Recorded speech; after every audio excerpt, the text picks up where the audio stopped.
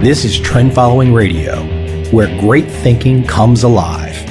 Nobel Prize winners, legendary traders, best-selling authors, and the pros that know what drive us irrational human beings. I am your host, Michael Covel. Not filtered, raw, honest. That's my passion.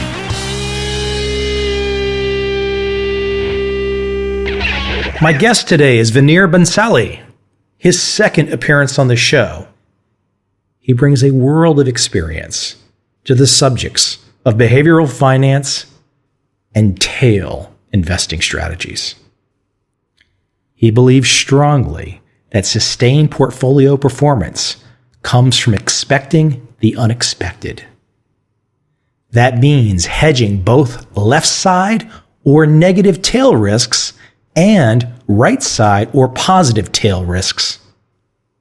If you are a serious investor, if you are a serious trader, you will always learn something from my guest today. I hope you enjoy this conversation with Vineer Bhansali.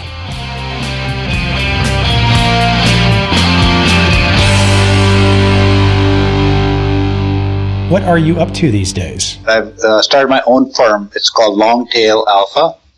The whole thesis behind this new firm is that we are going through a pretty significant inflection point, perhaps something that we haven't seen in 25 or 30 years with various macroeconomic changes. The Fed is raising rates after a very long period of time. China, about that, oil falling through the cracks, a lot of illiquidity in the markets, and then a lot of algorithmic traders participating. So that all creates, in my view, a very one-sided type of set of events, which are going to be very, quote-unquote, profitable, both for trend following and for another version of trend following, which we can get into if you want, is basically option-based exposure to the tails. So trend following works really well when you have big events, and so does options-based portfolio construction. So this firm is basically a firm that is going to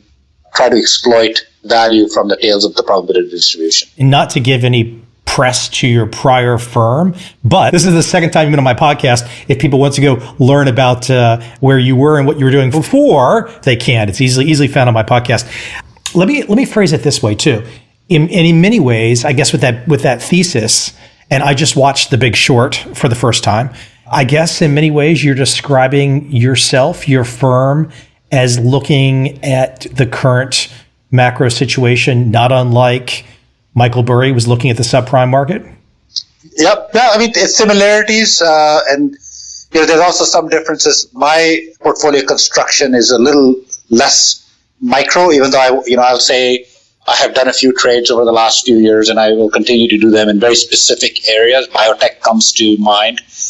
Some Chinese ETFs come to mind. The very specific areas where I believe there have been significant distortions. So yeah, it's very similar in first identifying distortions, then saying why do these distortions exist, and then thirdly saying how can I create either a portfolio or an exposure to take advantage of this distortion, either by being short or by being long. In many cases, distress in certain asset classes is actually one of the best times to then provide liquidity, because then you can get value from a massive rally in that market as well. Well, before anybody in the audience thinks that you're just throwing out a bearish opinion, let's go ahead, and I've taken quite a few notes here. Let's break apart this white paper that you've put together, and let's talk about it from the ground up and how you've come to your thesis and your current day situation. So, behavioral perspective on tail risk hedging. So look, in this idealized world that we all live in, whether you've taken a finance class, econ class, whatever, there's this dynamic continuous hedging, constant arbitrage, fundamentally efficient markets. That's what we have, right? Yep, generally you do. That's what we have. I'm joking in the sense that's what we have in the academia community, but that's not what we really have in the real world, is it? Exactly. It's not. And that's exactly where participants have known for a very long period of time that the way markets actually trade has very little to do with these idealized models. And, very simply, the idealized models have been set up in many cases because they're easy to solve. So for economists and a lot of finance professionals, and I've listened to some of your other podcasts as well, and a lot of people who come from a very empirical view of finance have concluded very similar things, that the idealized markets don't really exist. All the interesting stuff is in the beyond the idealizations. In your paper, you come up with an example. And I want people to, you might even have to take out a notepad here a little bit and sketch some notes to follow along. But why don't you talk about this example that you use of three investors and perhaps walk people through the idea of the three investors? Because ultimately, you're not trying to say in the example you're going to talk about that one investor is necessarily right over the other. They're trade-offs, and you just need to be aware of what those trade-offs are. Right. So you're talking about the investor A and investor B, right? One starts with the idea of the narrow framing there. Sure. Yeah. So the idea is actually very straightforward, and it comes from how people have explored how you account for gains and losses. So everybody knows, for example, that if you get presents on Christmas or any other occasion, you like to get presents in small packages, and you like to aggregate losses. So gains everybody likes in small packages, lots of them, and then losses people like to aggregate. And the example that I gave in the paper is, and this is part of a survey that I did, was suppose there's two investors. One investor has 60% in a risky set of assets, equities, and 1% in tail hedges, just call it options that they buy to protect themselves. Another investor has 50% in equities and nothing in tail hedges. And then we know at the end of this period in which we ran the experiment, the equity market goes up 10%. So the question I asked my survey participants, and there was a few hundred survey participants who responded, was we know that the tail hedges expired at zero value. And the question is, who was happier? Investor A was happier? And this is an opinion. I'm asking for people's opinion. Who do you think was happier? Was investor A happier or investor B? B, who is the one who invested in 50% equities and nothing in tail hedges? Or investor that actually not an investor, but there's no difference between the three. So three choices: investor A, investor B, or no difference. And again, to repeat, investor A is the one who bought the stock market and bought some tail hedges. Now, if you do the mathematical calculation, you would find that it turns out that from an expected value perspective, there's no difference between these two investors, and the rational choice should be, well, that there's no difference, so neither A nor B will be happier. But when the survey results came back, and this is observed quite a bit, a very significant portion of people said that investor A was happier. Okay, and they go through this whole calculus that is in the paper. On what would have happened if a bad event were to happen, and how would they have felt in this bad situation. So it brings together various factors. One is the loss aversion factor, the fact that people are more averse to losses than to gains. But it also brings to attention the fact that people like security. So anyway, the survey results were pretty impressive, at least to me, and got me thinking, how do you aggregate hedges versus a risky portfolio? Even though the same expected value. Exactly. Even though it's the same expected values. Expected values are good when you are living in the world of theoretical finance and you say, look, let's just look at the expected value of various gambles and make our decision based on that. But we know that expected value is not the whole story. The distribution of returns makes a big difference. And this is where trend following becomes very, very critical. So you know that from a perspective of, let's say running a trend following program, there are periods in which that trend following program will lose money, but a lot of times it will make money as well. And it really in the tails is that trend following makes a lot of money. And from the perspective of proper portfolio construction, you need that type of exposure in your portfolio. So the expected value is the same, but if you look at the distribution and then overlay on top of that how happy or sad you are, depending on the outcomes on the tails of the distribution, it becomes very clear that a preference really, there's a preference in people's minds on having risk and having some sort of protection as well. If we think about options, we think about the option pricing models of over the years. There's generally this normal distribution thought process, constant volatility. This is what's taught in the textbooks. And when you start to think about the example that you've just laid out, but then you start to take it a step further, and this is what's interesting that you've done with this paper, is I think I know, you've brought in the work of Kahneman and Tversky, which I will do this tangentially without doing perhaps the hard lifting, but you've brought in their mathematical foundation and connected the dots and said, hey, hold on, we really need to look at this. I mean, it wasn't that Kahneman just got the Nobel Prize and let's forget about it and it sounds good, behavioral finance. His concepts of probability weighting and whatnot tie directly into a proper understanding of tail hedges.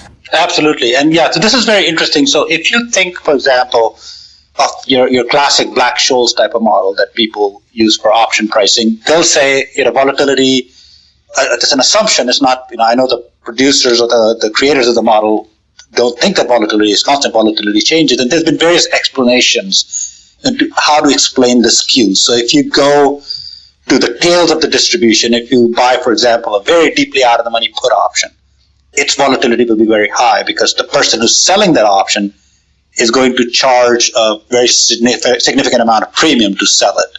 And so the traditional understanding is that there's a skew.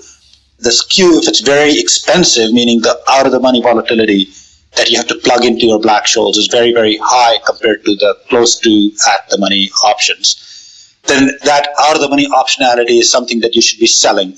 In other words, it's like selling reinsurance. Always sell if the volatility is high because that kind of catastrophic event is being overpriced by the market. And so people have tried to do this for a very long period of time, and people have gotten hurt because you try to sell something that's really not in the domain of ordinary observation. So distributions are typically fairly centered in the middle part of the distribution, and then they suddenly break to either end, either in the stock market towards the left side, meaning towards negative returns, and in other markets, for example, some commodity markets on the upside. But the point really is that the skew has been rationally explained as something that gives you a premium all the time, meaning you should always sell reinsurance, you should always take the other side.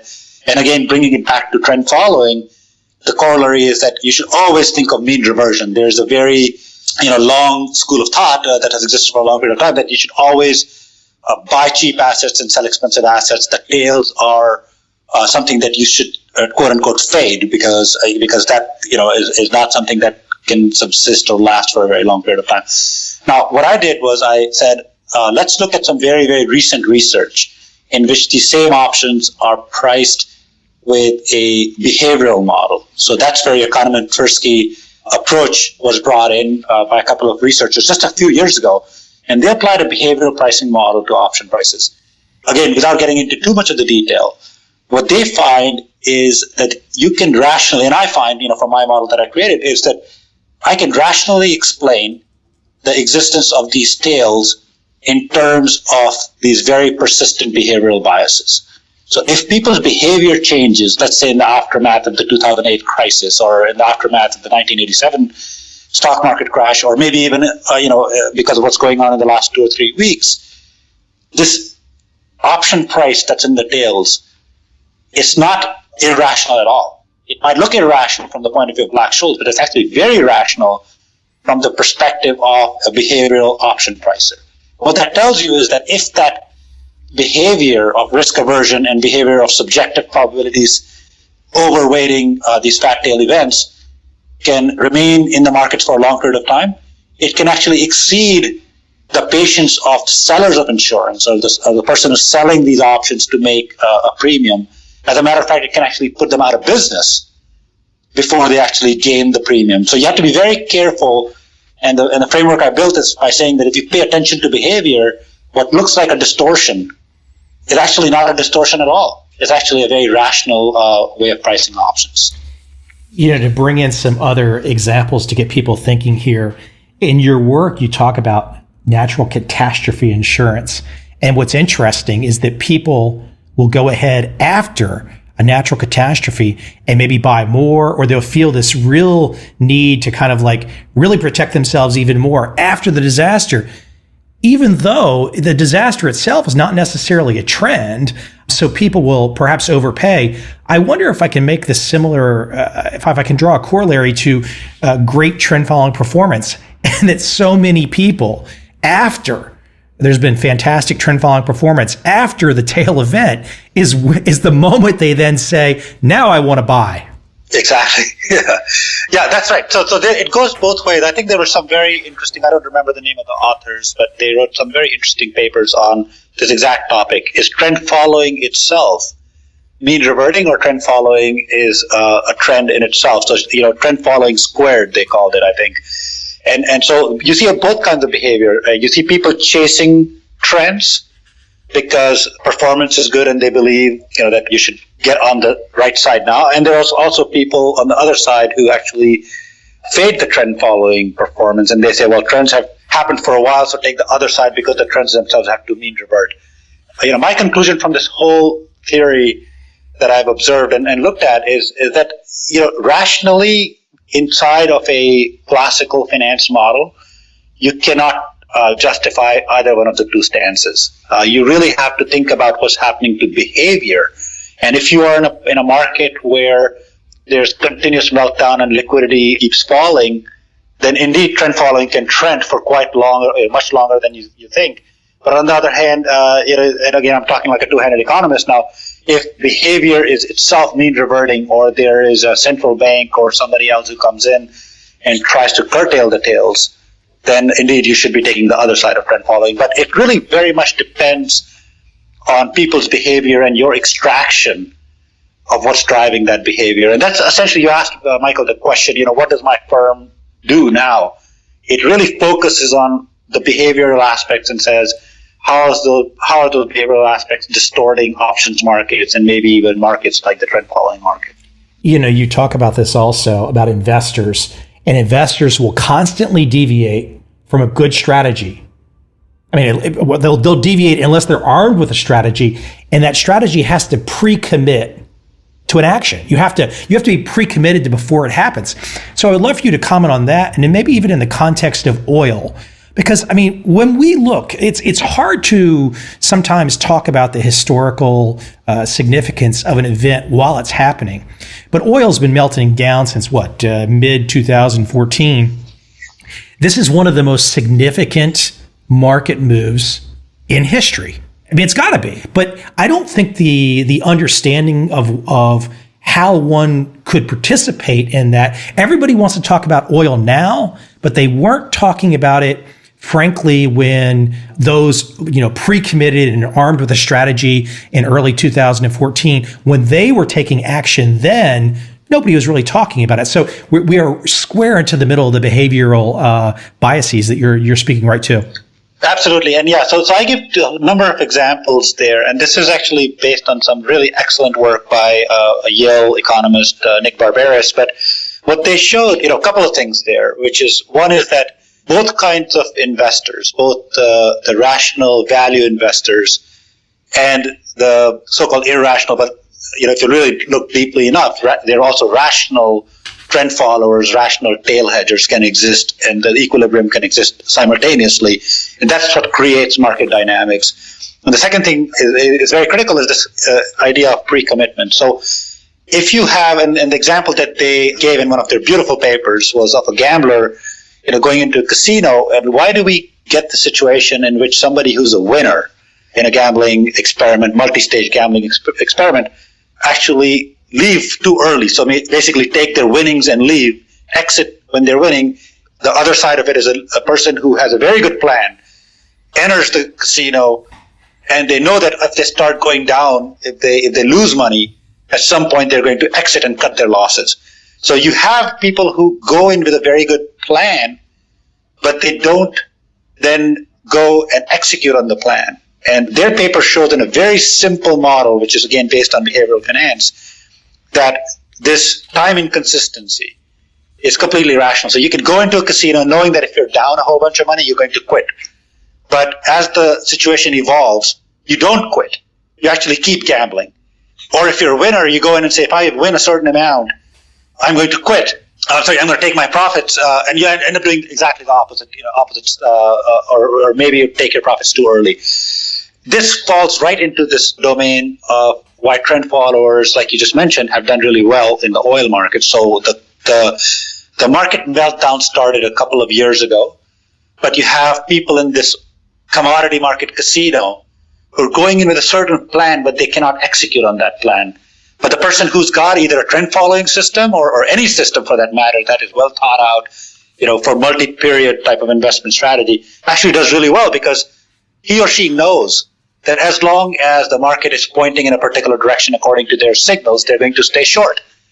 And yes, at some point when the market reverses, like last week when it reverses very sharply, they're going to have a short-term P&L loss. But at the same time, they can stay with the markets because it is a rational plan that they have executed. And just to finish this thought, in tail risk hedging, you get a very similar type of situation. So you have, for example, a lot of investment policymakers, like investment committees, who say, if the stock market falls X number of percent, let's say 15% or 20%, we are going to be buyers. We're going to actually go in and now very rationally rebalance and buy stocks cheaply so that when the stock market rebounds, we're going to make money. Well, what happens is the market falls and they get caught up in the heat of the battle and they don't do anything because they don't know whether at that point where they were going to rebalance is the right point or the market might fall some more. Now, one very simple way out of this quandary that you change your mind in the middle of the casino game is to, again, pre-commit. And one thing you can do is buy options when they're cheap. And when the markets go down, the options go up in value, both because the markets have fallen and volatility rises. Now you can monetize because you have an asset that has gone up in value. Now you can monetize that option and take that extra money that you made from the option value because of the market crash and put it back into the market. So in a way, what you're doing, you're pre-committing to a strategy to rebalance that when you were rational, you were going to do anyways, but you ended up not doing it because you were caught in the heat of the battle. So both these coins, the trend follower who's following the rule and the tail hedger who's using the options market to outsource this decision-making process, is actually very, very rational in a big picture, even though they might irrational from the point of view of spending premium or doing something that's against a value investor. Ultimately, you can't know, frankly, the riskiness of a portfolio, who's more risk averse, the option buyer or the option seller, unless you see the whole portfolio. Exactly. And that's right. So that comes back to the narrow framing thing that we talked about. Unless you know the whole portfolio, unless you know the whole utility function and your behavior over multiple periods, you cannot make a rational decision. And one of the things I'm trying to do with this paper is to show that what looks irrational in a traditional finance framework, when you put it all together and you do the proper aggregation, it's actually not irrational at all. It's extremely, extremely rational. Well, an aggregation is the key word there, because it's trying to look at the for example, whatever the price one might pay for their quote hedge, however they do that hedge, trying to look at the price for the hedge in isolation. What does that do for anybody? That doesn't help you, does it? No, not at all. And it's one example that people have used is, let's say your car insurance, or even, insurance that you might buy, on the coast of a hurricane-prone zone. If you buy that insurance, at the end of the year, you say, darn it, I wish I hadn't bought that insurance because I didn't have the big accident. That's not a very good way of looking at why you bought the insurance in the first place. You bought it because it allowed you to do the things that you wanted to do. I brought up Michael Burry earlier. I would love for you to draw some distinction, though, because my understanding of what Burry did, at least I didn't read the book, but at least watching the film, he had a very strong fundamental view of why subprime was overpriced and that it must drop. But I think anyone that watches that film or reads the book realizes is that there was a timing issue there, and he had to wait a long time. And so why don't you talk about the timing issue? Because if you have the right direction, but you are early or late, it doesn't do you any good. So talk about the notion of timing and tail risk.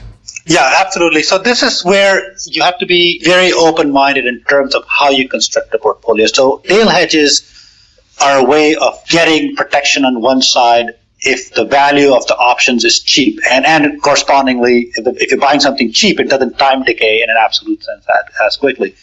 Now, if hedges become very expensive, let's say right after a market crash, then you don't want to be buying tail hedges, because the timing starts being very, very important. Because if you're paying a pretty significant amount of premium and there's a lot of time decay in the options, at that point in time, you want to use your other levers. You might want to dynamically rebalance your portfolio, or you might have, a trend following, a CTA exposure in the portfolio that effectively trades like a long tails behavior. And there's also theoretical work by various academics that shows that trend following looks like a long option position, but it's not really a long option position because you're not buying the option. It's like a replication of a long option position. So timing is very critical, and the timing relates back to the valuation of what you're paying for. Somebody's selling you a very, very cheap piece of insurance, which the world was in that situation prior to the '08 crisis, and it was in that situation just 3 or 4 weeks ago. Then it behooves you to look at that hedge and say, even though there's a time value to this premium I'm spending, it is so darn cheap in order for me to be able to hold my risky portfolio that it makes sense for me. But you can't make it too small. You can't, for example, go out and buy a 1 month option or 1 week option and expect to keep rolling them, because if you buy very short dated options, the cumulative amount of premium you'll spend will end up being fairly expensive. And then you also have the rebalancing risk. For example, if you buy a 1 month option and a crisis happens and the option premium goes up, now to redo it again for the next month will cost you a lot more money because volatility is higher. So you have to really think of the decision to hedge, or the decision to eat this finite amount of time decay, almost as an asset allocation decision. You have to say, I'm going to commit to this program now for the next 3 years or next 5 years, and I'm going to do the most optimal things that I can possibly do, use all the instruments I can use. And I know what my time decay and what my time value will be, but it allows me to stay in the business of holding the risky assets and then also taking advantage of distress if that ever happens when other people are liquidating. You've sourced several people today and talking. So the concepts, the ideas that you are talking about, many of the things that I've talked about, these are not necessarily unknown to many very wise people across the world. But for the average investor, they still don't necessarily have much participation in these types of strategies. It's just not there. That's correct. And that's, it's hard to do because options markets by themselves require a slight amount, I guess, or maybe a little more than a slight amount of knowledge of how they trade. They're obviously levered instruments, so they require you to understand that you're spending premium that you can lose. So for good reason, they're not as widely available. Now you can go out and buy S&P 500 options, no problem. You can buy, but the places where most individual investors would go and try to trade are fairly rationally. I should say the word rational. I should say the word fairly efficiently priced, because there's a lot of arbitrageurs who are actually moving in and out. What you can do though, you can look at strategies like trend following I mentioned that an average investor can follow or replicate. Effectively, you're replicating a long option or long volatility position without buying the underlying option. So I don't want to give the idea that all of these things need to be diluted down to simple strategies, because they're not. Some of them are fairly complex. But if you invest in a portfolio or a fund where people are using these 4 levers, the options, the dynamic rebalancing, the trend following, and also holding your cash in nice, very solid, pristine type of securities, you can get benefits in a very, very good way. But for an average investor, you can look at supplementing your portfolio with things that effectively buy you protection or diversification in very fat tail type of events. You mentioned some of the complexity of some of the instruments, but philosophically, it shouldn't be something that is difficult for people to understand. I just ended up watching in the last few weeks the marathon, all 6 seasons of The Sopranos. And I mean, it's all about tail risk, hedging, and insurance. And basically, you pay Tony or something bad will happen. And he doesn't want you to pay him too much so you don't earn, and you don't want to pay him too much so you don't earn. But there's this constant trade-off and balancing, and that philosophically, it's quite amazing. And I guess there's many reasons for this we could theorize, but it's quite amazing that simple concept just got lost in the last 30 or so odd years in the investing public. I mean, I don't want to call it insurance, but in many ways, it is very similar to what you and I are talking about here. And it just was not something that was promulgated and talked about and given options and choices to investors. And frankly, most people probably had no idea that this was even an option. And most people, frankly, until they saw 2000 to 2002, until they saw 2008, they would have to think back to the mid 70s for another 50% cut down in stocks. So I think now these 50% cut downs in stocks have highlighted people's eyes to the need for this downside protection, for this hedge. And this brings us up to his current day situation, and perhaps your sign off on your paper is you are really, and I would love for you to explain a little more in detail here, you really are looking at 2016 and beyond in the next bunch of years. And I know you're not a guy that's trying to make hey, this is going to happen tomorrow prediction. I know that's not your style nor your purpose, but you are seeing a confluence of events that lead you to believe some of this tail risk hedging could be very wise. Yeah, exactly. So I'll say a couple of things regarding the very first point you made. So the fact that over the last 30 years or so, people have lost, tracking the fact that you need protection in your portfolio in one form or another. I would cast in maybe another different way. It's not very different, but a different way, which is people haven't forgotten. What has happened is that the securities markets have all become investment markets. Let me try to re-explain that in a slightly different way. So when you buy a long bond, for example, and you get no yield on a long bond or a 10-year note, or even, like Switzerland, you're getting negative yields, negative 100 basis points. I wrote a whole paper on this idea of, why can yields be negative and people still buy them? You are effectively not doing it for investment reasons because you're going to get no return. You're not going to get any return. You're paying an option premium today to get your money back. So what has happened is that securities markets have become the vehicle through which people can invest and get this protection. So nobody will complain if you go out and buy a bond at negative yield, because a bond in a portfolio, it has been characterized as an essential thing that you have to have in a portfolio. But from a very practical economic point of view, you are buying insurance because you can be 100% sure that if you buy a bond at negative yields, you are going to not have that money at the maturity of the bond. Okay, so it's just the markets have evolved to holding securities. In the process of doing that, and they've gotten embedded inside of people's investment portfolios. In the process of doing that, it's very hard to go back and say, wait a minute, let's take a look at these securities not as investment securities, but as insured securities or, return providing securities. So anyway, that's the first thought. The second thought related to, what I'm looking at in the next few years, and that's part of the reason I started this, this new enterprise, is an inflection point, a very significant inflection point that is actually happening right under our feet as we speak. And there's 5 points there, and this was part of an article that appeared today, as a matter of fact, in the morning on Forbes, the blog. But I can just summarize it for you, which is in my Forbes article. Is the first one is that the Fed is raising rates, and the Fed is raising rates is very important, not because interest rates going up are that critical, but by doing so, they're signaling that this underlying put option that they had provided, underlying protection that they had provided, is no longer there in the same form. For example, they cannot come in and raise rates and then at the same time do the quantitative easing if there was a market crash. At least they can do it in the same aggressive form. So one layer of protection has come out. The second thing that's happening is China. Emerging markets were a darling of all the investors who've been buying it for value reasons for quite a while recently, and then before that for momentum reasons. And China's having its problems both with the data and with the slowdown there. And that's been a big thing that I don't think the repercussions of that have been felt yet. It's going to be felt by all their trading partners for quite a while to come because they're so big in the global economy.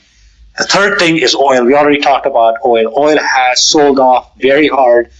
It changes exporters from net surplus countries to net deficit countries. You've heard about Saudi Aramco and so on in the news. And again, this is very important because energy creates, or fall in the price of energy creates very significant geopolitical issues both in Asia and in the Middle East and Russia.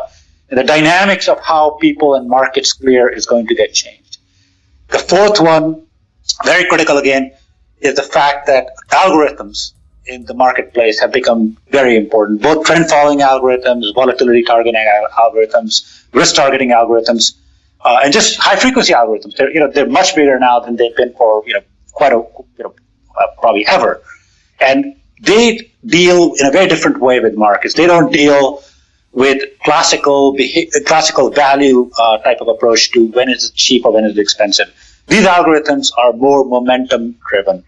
They look at where's their weak spot and whether there's an opportunity to either rebalance risk or to make profit. So momentum that is being driven by these algorithms is very dominant, and that's combined with the final point, the fifth point, which is the markets are getting more illiquid because of regulation and many other things that are coming down the pike. And also, very importantly, we're in the 7th or 8th year since the last crisis, and most traders have a cycle on a trading desk of about that much, about maybe 6 to 7 years.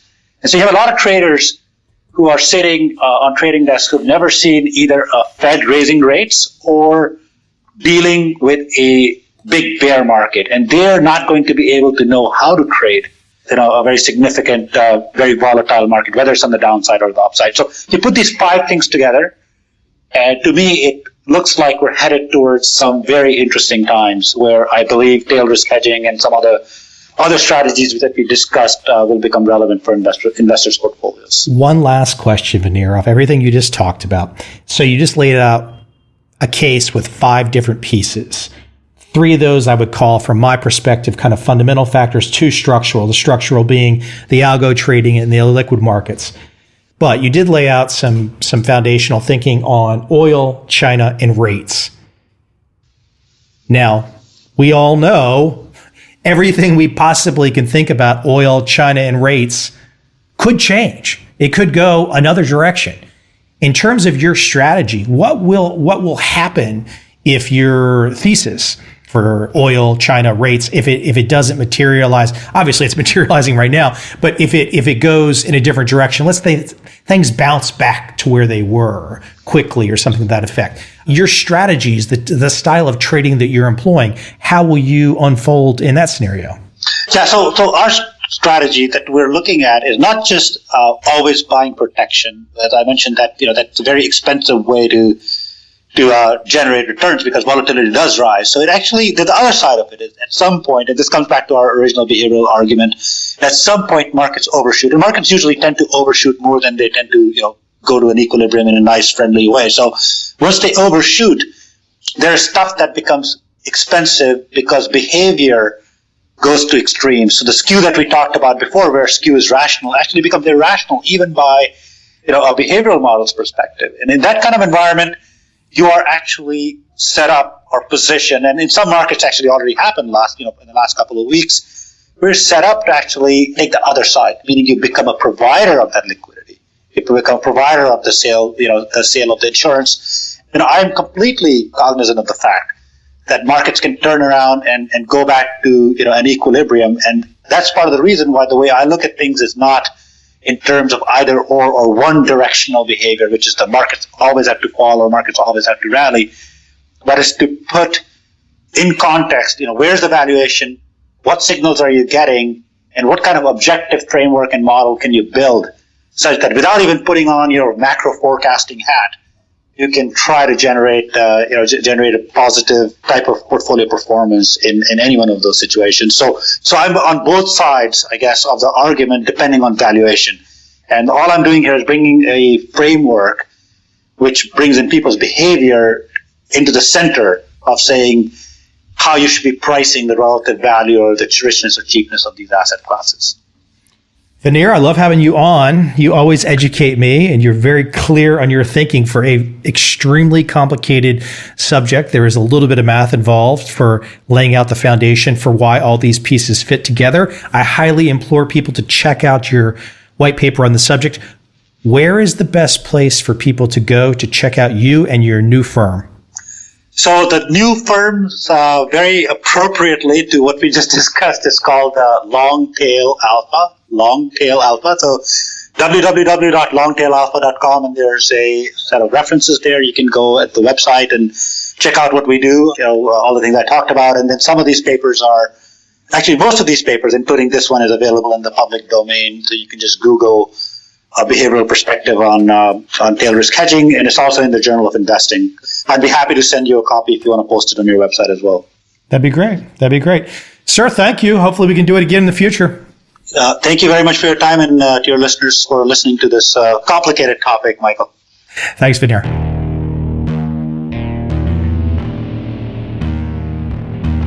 I see a time when those awake will understand how to make money in up, down, and surprise markets.